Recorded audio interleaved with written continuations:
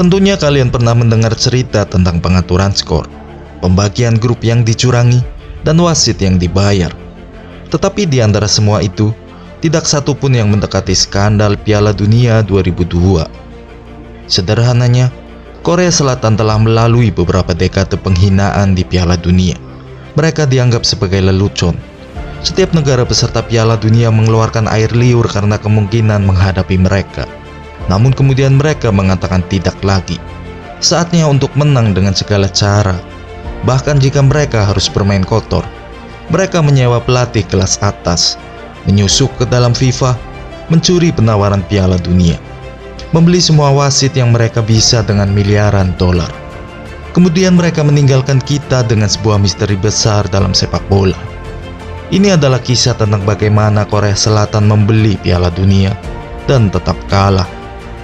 Oh ya, dan juga kisah Brion Moreno.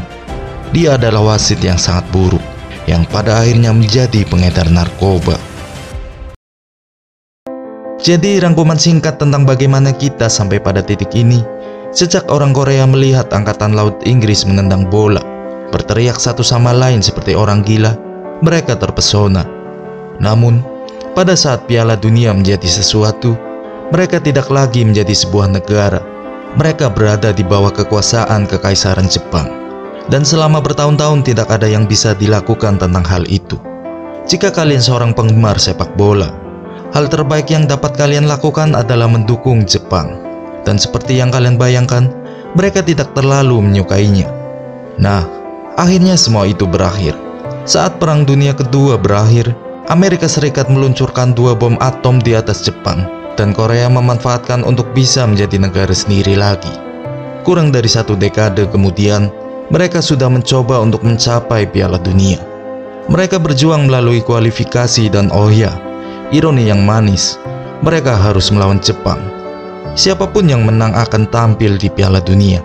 Namun yang terjadi selanjutnya adalah sebuah kekalahan telak 7-3 secara agregat. Korea Selatan adalah negara Asia pertama yang sepenuhnya merdeka yang lolos ke Piala Dunia. Seharusnya mereka tampil gemilang. Namun 180 menit kemudian, mereka tersingkir dan yang dapat mereka tunjukkan hanyalah 0 gol, 15 kebobolan, dan hanya sekitar 3.000 orang yang hadir untuk menyaksikan pertandingan mereka. Di hari yang sama, hampir 60.000 orang menyaksikan pertandingan Jerman Barat melawan Hongaria. Ya, itu bukanlah warisan terbaik, tetapi mereka pasti akan kembali dengan lebih kuat. Dan mereka melakukannya 32 tahun kemudian, ketika mereka akhirnya berhasil lolos kembali. Namun sial bagi mereka, tepat di pertandingan pertama mereka harus berhadapan dengan Maradona. Dan itu bukanlah pemandangan yang indah. Sekali lagi, tidak ada satupun kemenangan. 12 tahun kemudian mereka mencapai titik puncaknya. Mereka dengan mudah mengalahkan semua tim di babak kualifikasi. Namun dalam 2 pertandingan di Piala Dunia, mereka telah kebobolan 8 gol. Mereka bahkan tidak menunggu babak penyisihan grup berakhir. Mereka langsung memecat pelatih mereka dan mulai merencanakan untuk merekrut Guus Hiddink yang baru saja melatih Belanda dengan kemenangan 5-0 atas mereka. Saatnya untuk memenangkan Piala Dunia dengan cara apapun yang diperlukan. Pertama-tama, ada satu hal utama yang harus dilakukan. Jika Anda ingin memenangkan Piala Dunia, Anda sebaiknya melakukannya di negara Anda sendiri. Itu untuk membuat segalanya lebih mudah. Jadi Korea Selatan memutuskan untuk bermitra dengan Jepang yang merupakan musuh bebuyutan mereka untuk menjadi tuan rumah Piala Dunia. Hal ini sangat penting pada saat itu, karena tidak hanya belum pernah ada Piala Dunia yang diselenggarakan di Asia, bahkan sebelumnya belum ada yang pernah mengajukan diri untuk menjadi tuan rumah bersama untuk Piala Dunia. Seketika itu juga terjadi kontroversi besar. Beberapa orang tidak dapat membiasakan diri dengan ide Piala Dunia yang diselenggarakan di 2 negara pada saat yang sama. Beberapa orang berpikir bahwa adalah hal yang bodoh bagi Jepang untuk menjadi tuan rumah Piala Dunia jika mereka belum pernah lolos kualifikasi. Yang lain berpikir bahwa fakta jika ada lautan di antara mereka jelas akan menjadi masalah logistik yang sangat besar. Kemudian zona waktu yang berarti orang-orang Eropa harus menonton pertandingan di pagi hari. Dan akhirnya tentunya sebagian besar orang berpikir bahwa stadion akan kosong karena tidak akan ada cukup banyak penggemar bola di negara-negara tersebut. Terlepas dari itu, Pengajuan untuk menjadi tuan rumah bersama secara mencurigakan akhirnya menang.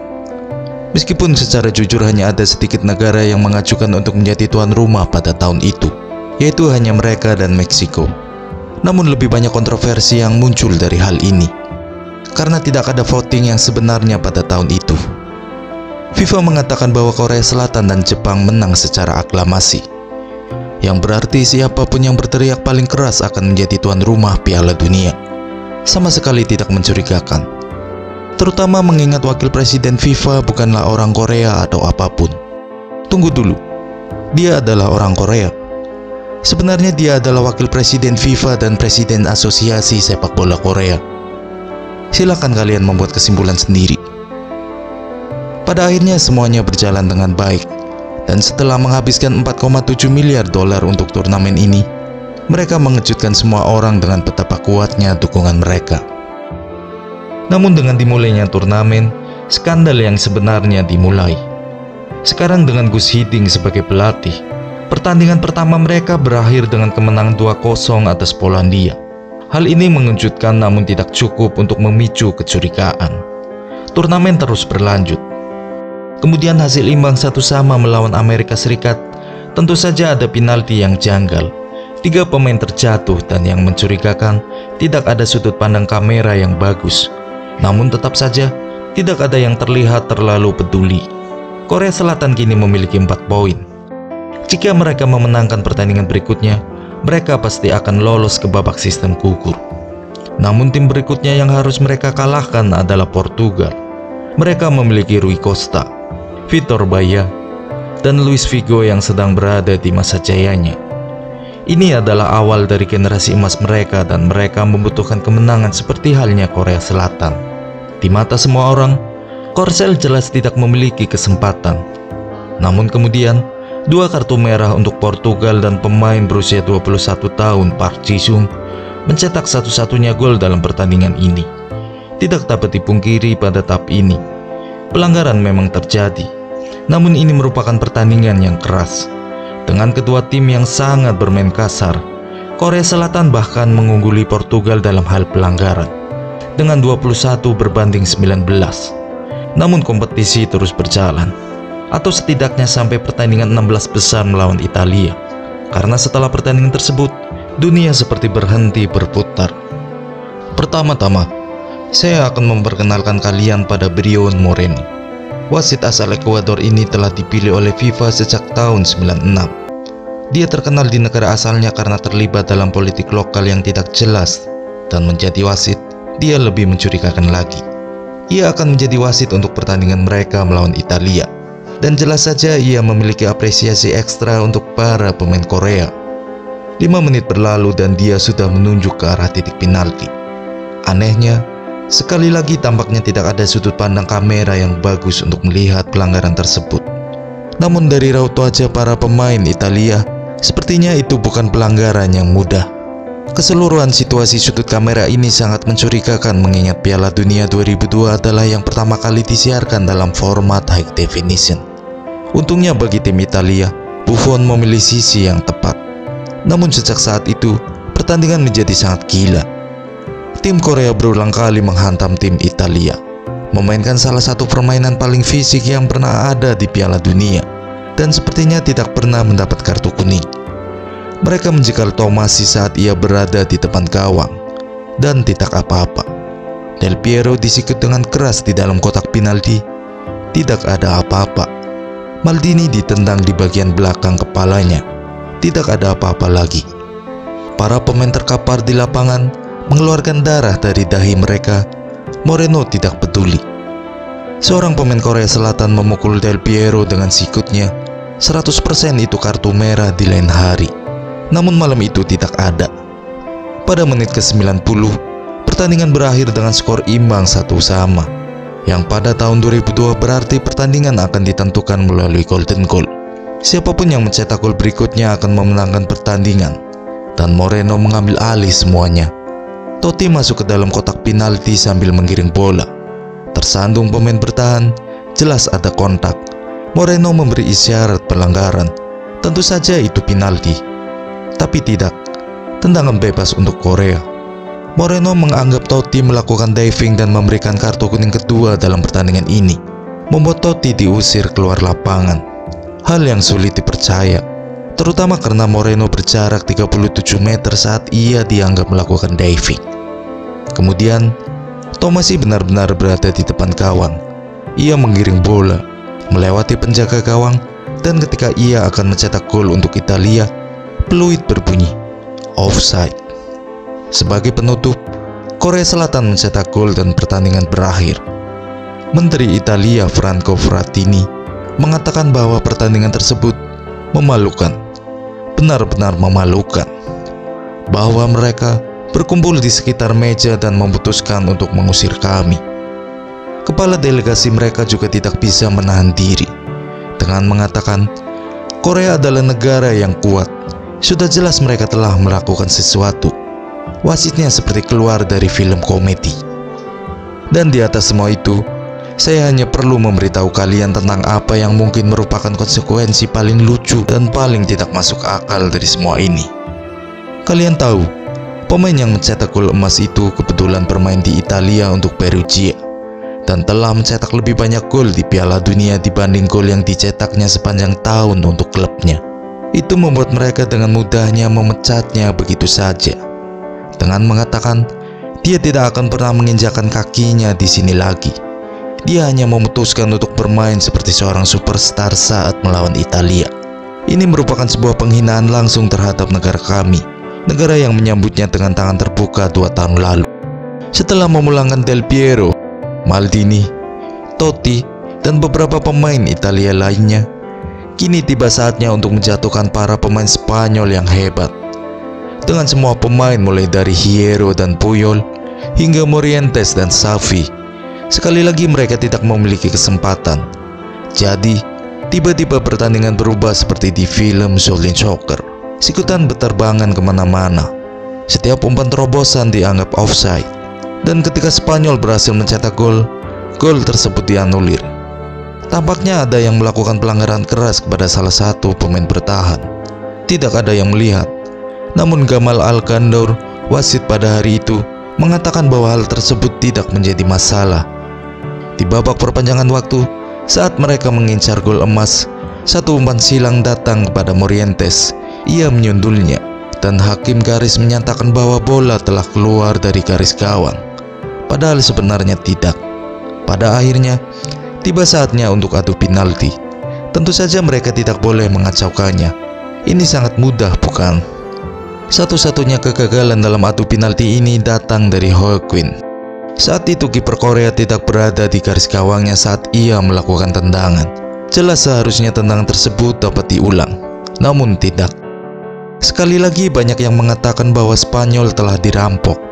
Hierro mengatakan bahwa mereka telah menduganya setelah apa yang terjadi pada Italia dan Portugal. Koran-koran memiliki banyak sekali berita di halaman depan, dan pada akhirnya FIFA harus keluar dan mengatakan sesuatu. Dengan Sepp Blatter sendiri mengatakan bahwa hal tersebut hanyalah sebuah kebetulan dan merupakan sebuah situasi yang luar biasa. Setelah itu, tidak ada kesempatan lagi bagi mereka untuk mengatur jalannya pertandingan sesuai dengan keinginan mereka lagi. Dan di semifinal melawan Jerman, segalanya berjalan lebih normal. Jerman meraih kemenangan melalui gol tunggal dari Ballack. Mereka memerlukan perjuangan selama hampir 90 menit untuk mendapatkannya. Namun masih ada satu kejadian aneh, di mana mungkin saja ada penalti untuk Jerman, namun tidak ada yang peduli. Korea akhirnya tersingkir. Pertandingan perebutan tempat ketiga melawan Turki seperti final tim yang tidak diunggulkan. Dan dalam waktu 10 detik, Turki telah unggul melalui gol dari Hakan Şükür. Dan pada akhirnya, merekalah yang meraih medali perunggu. Namun, orang-orang Korea memiliki lebih dari sekedar alasan untuk berbahagia. Kapten mereka, Hong Myung-bo, memenangkan bronze ball sebagai pemain terbaik ketiga dalam turnamen, dan 2 pemain mereka terpilih dalam tim terbaik. Itu merupakan kali pertama dan satu-satunya orang Asia yang mencapai tingkat ini. Terlepas dari semua kontroversi yang ada, di sudut pandang mereka, hal ini merupakan sebuah pencapaian besar dan keajaiban. Dengan Gus Hiddink yang begitu dicintai oleh masyarakat, sehingga ia diberikan kewarganegaraan, kehormatan, dan diberi hadiah sebuah villa di Korea.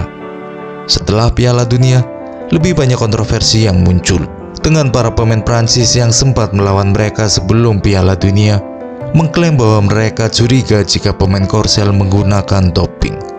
Frank Leboeuf bahkan mengatakan, ini seperti mereka diberi zat super. Tidak ada yang melihat mereka sebelumnya, dan tidak ada yang melihat mereka setelah Piala Dunia. Tetapi entah bagaimana mereka bisa sampai ke semifinal, hanya sebelum kami mengalahkan mereka dengan skor 5-0. Anda tidak berpikir itu mencurigakan? Tiba-tiba mereka secepat kilat. Tetapi saya tahu apa yang kalian tanyakan. Bagaimana dengan para wasit? Mereka tidak benar-benar selamat dari hal ini. Pertama-tama, Moreno memutuskan untuk keluar dan berkata, orang-orang Italia berpikir saya korup karena korupsi adalah cara hidup mereka. Mereka semua tidak dewasa. Jangan pergi dan menyalahkan Tuan Moreno. Salahkan diri Anda sendiri. Tetapi kemudian dia tampaknya menyadari bahwa dia memiliki bakat dalam pengaturan pertandingan. Jadi dia melakukannya lebih banyak lagi, sampai FIFA seperti memberi tanda X pada punggungnya dan mulai menyelidiki kasusnya dengan cepat sehingga membuatnya diskors. Terlepas dari itu, dia kembali setelah 1 tahun diskors, dan setelah 3 minggu dia mengusir 3 pemain dalam pertandingan yang sama, membuat seluruh negeri menentangnya, dan segera memutuskan untuk pensiun untuk menghindari semua kritik. Tentunya sekarang dia akan memiliki kehidupan yang tenang, dan dia melakukannya sampai beberapa tahun kemudian dia tertangkap di New York City dengan 13 pon heroin dan dijatuhi hukuman 2,5 tahun penjara. Dari wasit yang paling tidak kompeten hingga menjadi pengedar narkoba yang tidak kompeten pula. Dia benar-benar memiliki bakat untuk sesuatu. Oh ya, mengenai pria lainnya, Gamal Al-Gandaur, investigasi menunjukkan bahwa ia kemungkinan besar menerima sebuah mobil baru untuk usahanya. Meskipun sejujurnya, itu tidak hanya berasal dari Korea Selatan, tetapi juga dari FIFA. Ingat ketika saya mengatakan bahwa wakil presidennya adalah orang Korea? Ya, itu berasal dari pria itu. Dia membantah tuduhan itu. Namun faktanya, sebelum semua itu dia memiliki karir yang luar biasa. Namun setelah itu dia tiba-tiba pensiun. Tidak ada yang mencurigakan sama sekali. Sekarang sudah lebih dari 20 tahun berlalu. Orang-orang masih membicarakan seluruh cerita ini dan ada alasan untuk itu. Sejak tahun 2002, tidak ada tim Asia yang berhasil melewati babak 16 besar. Apalagi hampir naik podium. Dan FIFA, saya bisa membahasnya. Namun anggap saja waktu itu telah menunjukkan bahwa Tuan Blatter tidak setinggi dan sehebat yang ia kira. Bagaimana menurut kalian? Ini merupakan cerita yang menarik, bukan? Terima kasih. Silakan subscribe. Sampai jumpa minggu depan.